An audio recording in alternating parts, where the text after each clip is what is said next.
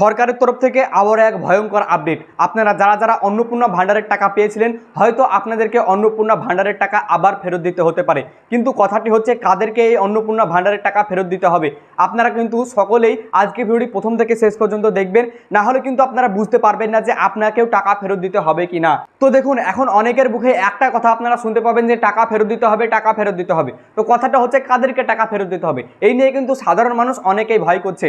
So আপনি যদি যোগ্য হয়ে থাকেন তবে আপনাদের ভয় করার কোনো কারণ নেই। কিভাবে আপনাদেরকে কেন টাকা ফেরত দিতে হবে, সমস্ত কিছু আজকে ভিডিওতে আলোচনা করা হবে। তো চলুন এখন ভিডিওর মূল আলোচনায় যাই। কিন্তু তার আগে যদি এখনো পর্যন্ত আপনারা আমাদের চ্যানেলটিকে সাবস্ক্রাইব না করেন, তবে প্লিজ আমাদের চ্যানেলটিকে সাবস্ক্রাইব করবেন। আর হ্যাঁ, যদি এই ভিডিওটি আপনারা আমাদের ফেসবুক পেজ থেকে দেখে থাকেন, তবে প্লিজ আমাদের ফেসবুক পেজ বা প্রোফাইলটিকেও আপনারা ফলো করে রাখবেন। দেখুন, মুখ্যমন্ত্রী শুভেন্দু অধিকারী ঘোষণা করেছিলেন যে টাকা ফেরত দিতে হতে পারে, কিন্তু টাকা কাদেরকে ফেরত দিতে হবে? আপনি যদি যোগ্য হন, আপনি যদি সমস্ত তথ্য ঠিকঠাক দেন এবং তারপরে যদি টাকা পান, তবে আপনাদের চিন্তার কোনো কারণ নেই। তবে চিন্তার কারণ কাদের?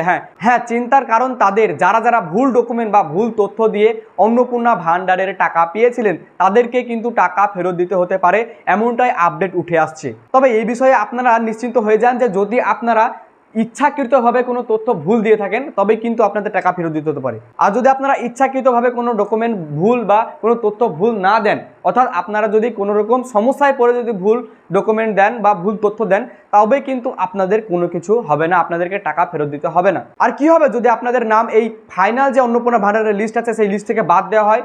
হ্যাঁ, যদি এই ফাইনাল লিস্ট থেকে আপনাদের নাম বাদ দেওয়া হয়, তাহলে আপনাদেরকে টাকা ফেরত দিতে হতে পারে। কিন্তু টাকা ফেরত দেওয়ার আগে আপনাদের পুনরায় তদন্ত করা হবে, অর্থাৎ আপনি যোগ্য কি যোগ্য না, আপনার নথি আপনি যেগুলি দিয়েছেন সেগুলি সঠিক কি সঠিক না, সমস্ত কিছুই ভালোভাবে নিখুঁত করে দেখা হবে, তারপরে কিন্তু আপনাদের টাকা ফেরত দিতে। এমনটা নয় যে আপনাদের নাম বাতিল হয়ে গেল মানে আপনাদেরকে টাকা ফেরত দিতে হবে। আর আরও একটি কথা আপনারা শুনতে পাবেন, যারা যারা আশাকর্মী, সিভিক ভলেন্টিয়ার এরকম কাজ করেন, তাদেরকেও টাকা ফেরত দিতে হতে পারে। হ্যাঁ, এই নিয়ে কিন্তু সরকার কড়াভাবে নির্দেশনা দিয়েছিলেন যে যারা যারা আশাকর্মীর কাজ করেন বা সিভিক ভলেন্টিয়ার কাজ করেন, তারাও কিন্তু এই টাকা পাবেন না।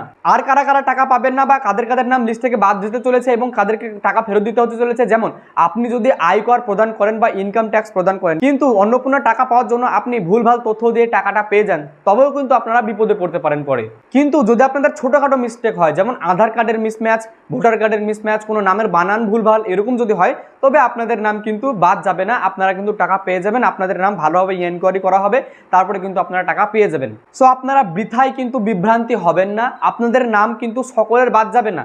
আপনি যদি যোগ্য হয়ে থাকেন এবং আপনি যদি সমস্ত তথ্য যদি ঠিকঠাক দিয়ে থাকেন, তবে আপনার চিন্তার বিষয় কি? আপনি তো চিন্তা করবেন না। কিন্তু কথাটা হচ্ছে, যদি আপনি জেনে শুনে ভুলভাল তথ্য দিয়ে থাকেন, তবে কিন্তু আপনাদেরকে পরে বিপদে পড়তে হতে পারে। তো এটি আজকের এই ভিডিওতে আপনাদেরকে জানানো ছিল। অনেকেই বিভ্রান্তি হচ্ছে, অনেক অনেক রকম কথা বলছে এবং অনেকে অনেক জনের নানা রকম ভয়ঙ্কর কথা শুনে কিন্তু বিভ্রান্তিতে ভুগছেন। তো এরকম কিছু আপনাদের বিভ্রান্তি হওয়ার কারণ নেই। আপনারা যারা যারা যোগ্য, তারা কিন্তু টাকা পেয়ে যাবেন, আপনাদের নাম বাদ দেওয়া যাবেন না এবং আপনাদেরকে কোনো রকম টাকাও ফেরত দিতে হবে না। আর আপনাদের কাছে একটি অনুরোধ করবো যে আপনারা আজকের ভিডিওকে প্রচুর পরিমাণে শেয়ার করুন, যাতে এই যে গুজব ছড়িয়েছে সেই গুজব থেকে লোকে বাঁচতে পারে। আজকের ভিডিওটি এই পর্যন্ত ছিল, দেখা হচ্ছে আবারও কোনো একটি নতুন ইনফরমেটিভ আপডেট নিয়ে।